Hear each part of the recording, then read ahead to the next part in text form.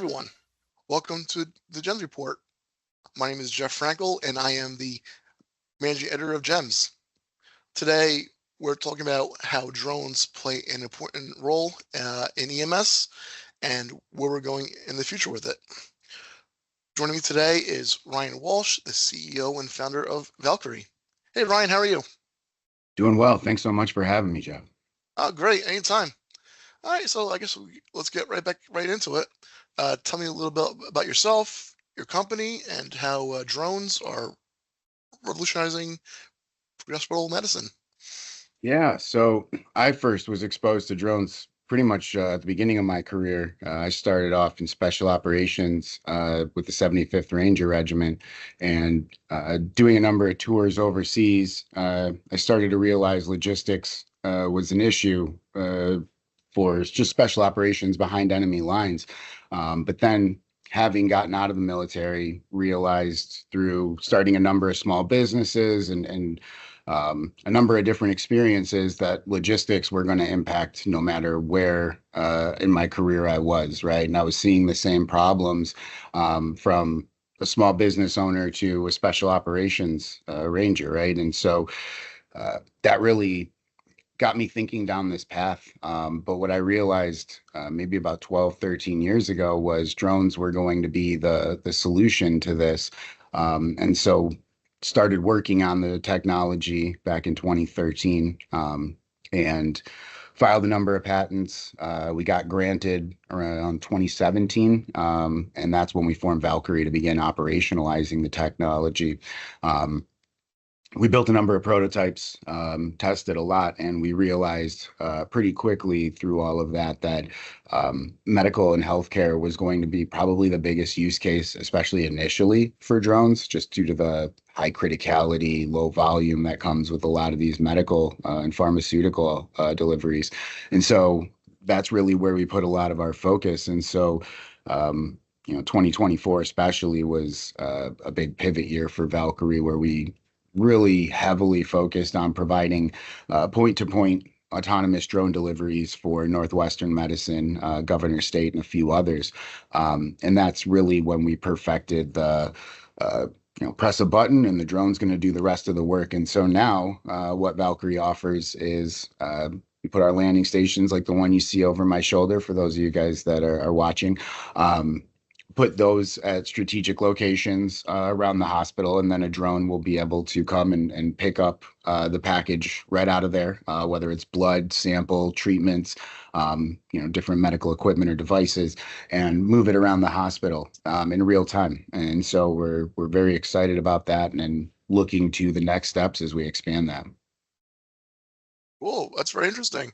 And personally, thank you for your service. Oh, my pleasure. Thank you. Very, very cool. A big hot topic now is AI. I hear we talk all the time at GEMS. How is AI going to play into drone technology? Great question. I think we're seeing that AI is very impactful no matter where it's being applied to, and drones are going to be no different. If anything, I think drones and robotics are going to be one of the big inflection points when it comes to AI. When we just saw the LLMs and generative AI start to come to fruition, not that long ago, right? A year or so ago. It was great, right? And being able to create these artistic works is fantastic. But I think we're seeing the real application when AI is able to actually manipulate the world around it, right? And it can do that using drones and robotics. And so, I'm personally very excited about where this goes. There's obviously, dangers and things that all of the decision makers and stakeholders need to be aware of. But as we're seeing, I think I read something not that long ago that the detection rates for cancer on, I believe it was lung cancer scans, was outperforming humans by orders of magnitude now. Yeah, I saw that too. Confirmed. Yeah, right. It's That's incredible. crazy. And so if those are the applications that we see AI making a difference in improving people's lives, I'm all for it. But I think that extends to multiple different areas, right? So if you have an AI reading your scan and it says, oh, we're detecting this anomaly, and that can immediately coordinate with your primary care, your oncologist, and all the other doctors within the care. And then that also triggers treatments being sent to your house autonomously by drone. I mean, that is the kind of world that I would like to live in, where, it's built for you and your needs and that goes for each person individually because the system is so modular and so adaptive. And so I think AI is going to be a big boon for just society in general if used in the right way, like we're talking. Let's hope. If not, I seen Terminator. I know how it goes. So let's. Yep. Scary stuff. Now, can you walk us through what a typical drone-based EMS delivery looks like? Yeah, and I guess the beauty of it is there isn't necessarily one type because there's so many applications. We're shooting for doctor to door care, and that's really extending from the hospital all the way to your front door. But in its current stance, let's say you're at Delmore Hospital where we were implementing this and are implementing this.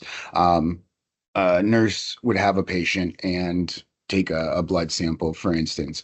They would press a button, and that would alert the drone station that a order is coming, and also prep the drone to get ready for that mission. They would take that blood and put it into one of the packages, make sure it's all sealed and everything, and then whether it's that nurse or a runner would take it to the landing station, which may be, let's just say 25 feet right out the door, put it in the locker that's open for them, and that's it, right? They would go back inside and continue their business. Now, while that's happening, that package would get put onto an elevator. The sorting mechanism in the landing station actually grabs it out of the locker, brings it to an elevator, and takes it up, and then hands it to the drone that's sitting at the top of the landing station where it grabs it. The drone then checks the airspace to make sure that there's no other flights or routes or things that could cause problems. So it deconflicts the airspace. And then it takes off and flies fully autonomously along the route to the landing station that it's going to. This one would typically be to the lab. And then it would go and or it would land and drop the package into the elevator where it then gets sorted and put into one of the lockers where it's stored.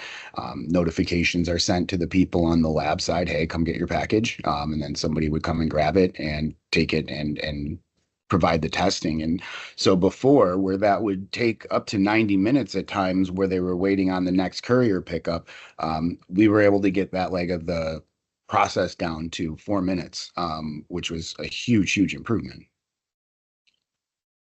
That's really interesting stuff. I like this where it's going. Um, have you worked with any agencies or any other, you know, military or fire departments? What's We the are yeah? Mm-hmm. we are starting to work with a number of first responders. We have a new system called the Valqari Guardian system that would be able to provide supplies to EMS on site, whether it's Narcan, epinephrine, bleeder kits, different types of blood, you name it. We're able to provide that in real time where it's needed to those that need it. And so that's something that we're actively in the process of deploying. We haven't publicly debuted it yet, but we are going to be very soon. Oh, excellent. Look forward to that. And um, so when you're working with them, ones you're debuting, what's the feedback so far? I mean, I guess they're excited, obviously. Yeah, no, it's great. And one of the aspects is the drone, being able to fly as straight as the crow flies and being able to get to a scene ahead of where the first responders are. Oftentimes, that is just as important, if not more important, than bringing them what they need at the scene. So if we can have eyes on, an emergency, a disaster, whatever it is, and the firefighters, for instance, are able to see what's happening as they're coming up, right? So those few minutes that they're in the truck waiting to get there are now very, very productive because they're getting a full assessment and they can, pan the camera, zoom, look at different things they need to, and get an idea of what the actual situation on site is, where oftentimes you needed, a battalion chief or a commander to go there and kind of get eyes on ahead of the firefighters. And so there's the intelligence and C2 aspect of it. But then, not everybody is a fully decked out fire crew, right? Oftentimes you have a good Samaritan that shows up and calls 911, and that's the complete opposite situation where they don't have any of the devices they need. And so if they call 911 and say, I've got this, person, they're, unconscious, blah, blah, blah, and we're able to get a defibrillator, or we're able to get epinephrine or antivenom or whatever they might need to location, oftentimes those seconds and minutes are the difference between life and death. And so being able to get them both the eyes on intelligence as well as the items they need is showing to have pretty profound effects. And I know you mentioned a little bit before, medical supplies, but what are some of the supplies that are best suited for drones? So the limitation with drones is both size and volume, usually on the drone side, right? So we're not carrying, a giant medical device. Oftentimes, it's a cooled container with blood, or we'll have different vials of antivenom, epinephrine, things like that. Vials of Narcan, even some of the more portable AEDs now, or bleeder kits. But there's definitely a limitation on both the size and volume. The drones we are typically flying carry 18 pounds on average. And so that's a general limitation of, what we can carry. How about in the future? I mean, any idea what it holds for weight? Bigger drones and more better engines?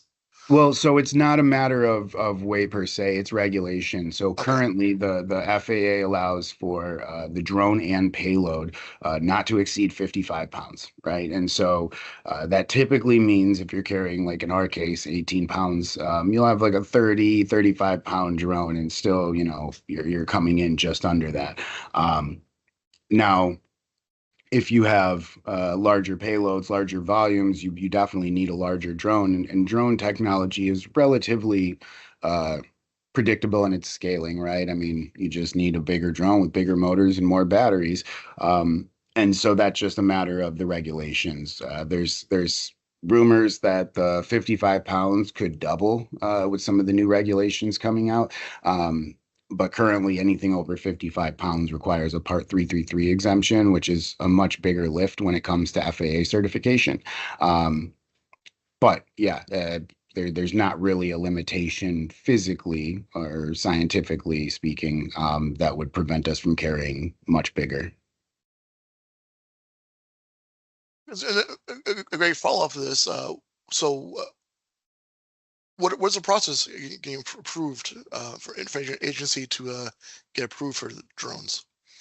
Yeah, great question. That's actually a big thing in the industry right now because it's changing. So for the last 10 years, we've had what's called Part 107. And that's where the pilot has to actually see the drone fly. Now, that's limited by terrain, buildings, weather, light conditions, etc. And so oftentimes a mile in a really good location, half a mile or less in a lot of areas, was all that the drone could fly distance from the pilot. And now, when I was in Afghanistan, the drones over our head were being flown by kids in Colorado, right? And so the technology's been there forever, but we've been waiting on the regulations. And so we're getting to a point now where what's getting phased in this new executive order that the president just signed, Part 108, is going to fill the gap. So prior to Part 108, the next step from 107 was called Part 135, which is a certified airline, right? No different than United Airlines or Southwest Airlines. And so for an individual, that is a very, very heavy lift to go spend millions of dollars and years of your life getting certified as an airline. And there was no real gap in between Part 107 and Part 135. And so for the past, I don't know, 5 years or so, the companies that were able to get Part 135 were the ones you'd imagine, right? Your Wing, Alphabet Wing, Amazon, UPS Flight Forward, companies like that, right? And so the little guys really were kind of left out of the equation. And so now we have this unleashing American Drone Dominance executive order that was signed on June 6th. And that's laid out the timeline where February 2026, the skies open. And so as long as the pilot and drone are in compliance with these new regulations of Part 108 that should be announced next month in July, it should be no issue to have anybody fly beyond visual line of sight, which, as long as you're flying within compliance, is theoretically as far as imaginable. So I think it's going to unlock all of the use cases in the medical space that have been closed for the last decade, so to speak. So I don't quite know what that process looks like, but everything that they've indicated is it's going to be a much, much more accessible process for just everyday pilots versus Fortune 100s. Interesting. That'd be really cool to see. And by the way, if you knew the future, you'd be a billionaire. So it's okay That to would be not know. great. That would be great. That's a plan, right? It's a hope. Yep. Let's talk about the future. We talk, we know we can't predict officially, but in your opinion, what's the next 5-10 years, the next big thing?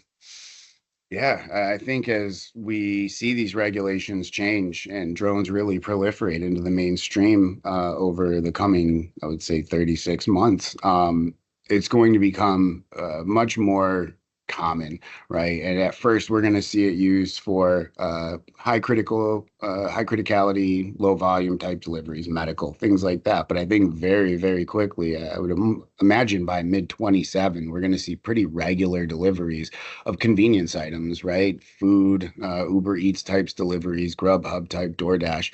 And when we get to that point of it being no longer really technological advancement, but more of just an everyday common feature of modern society, I think that's when it's going to really take off. So I would say by the end of this decade, drones are going to be a common sight in just about every part of the US and if not the world. I think we're seeing in Ukraine and some of the common combat we're getting on the news these days that, Ukraine is a great example of how drones have completely upended the last century of doctrine, right? I mean, what I learned in the military was not all that dissimilar from what, people learned in Vietnam and World War II with, some modern changes. But now that drones have entered the battlefield, it has fundamentally changed warfare like nobody can believe. And we're seeing a 15-year-old kid with a few $100s take out a multi-billion-dollar tank column, and that's never happened in warfare before. And I think we're going to see those kinds of just huge disruptions to traditional methods, just like we're seeing in Ukraine. And so I can't really understate how much people are not ready for this. And I think it's going to be similar to smartphones or the internet. And there's going to be a big push of first adopters that quickly become, if you don't have this, you're not competing anymore. Because some of the studies that have come out, for instance, takes what $5 to $8 for Uber Eats or UPS delivery, right? Pretty much anything in the last mile costs $5 to $8 on average. That same delivery with a drone will cost 25 cents. And so, just from a cost curve, it opens the door for all kinds of business models that weren't available before. We're even seeing the issue with some of those Uber Eats and Grubhubs, and it's hurting everybody involved, but there's no better option. And so when drones are able to supplement that and provide a whole new way to meet that demand cost effectively, it's going to, again, proliferate across all of society. And so I think the next 5 to 10 years are going to be a radical shift in how just people go about their business, to be honest. I mean, my goal is to make chores a thing of the past. Oh, I love that. Right? Cut the grass. Why not, There's right? a company doing that too. Oh, I'm sure. Yeah. Bring it back to EMS to close it out. For those listening, what can I guess a EMS chief or administrator do today to start prepping for a drone-based system in their own system? Great question. We're seeing it with a lot of groups, right? Their innovation department, their supply chain, their logistics department starting to really pay attention to this. And I think that's the right move. If anybody is waiting until, January, February, when these regulations change, it's almost too late. The more savvy and forward-thinking groups that we're talking to and working with, some of them have been prepping this for months, if not years. And they're going to be very well positioned to take advantage of this as soon as the regulations change. And so I would say the sooner the better. You can start looking at implementing this, or how can this affect your organization, the better off you'll be. It's just one of those things where if you wait 3 years and all of your competitors are now able to move their items around cheaper and more effectively and faster, that's going to impact patient care, bottom line, and everything in between. And so burying your head in the sand on drones is going to be one of those decisions that I think people will regret. So I would just say expose yourself to it, meet people, or get to know people that are subject matter experts in this space, and just talk to them about how it could benefit what you're doing. Because again, waiting is not the move. There's no future where drones aren't a major push in the coming years. And so, I wouldn't want to be on the tail edge of that, I should say. Yeah, that makes sense. All right, well, Ryan, thank you so much for your time today. There's a lot of exciting things going on in the field, and there's a lot to be excited for in the future. You mentioned from fast delivery of supplies to the future of smart EMS systems. It's clear that drones are really more than a buzzword. They're a real game changer. So thank you for joining us today, and we'll see you all again soon. Thank you so much for having me, Jeff.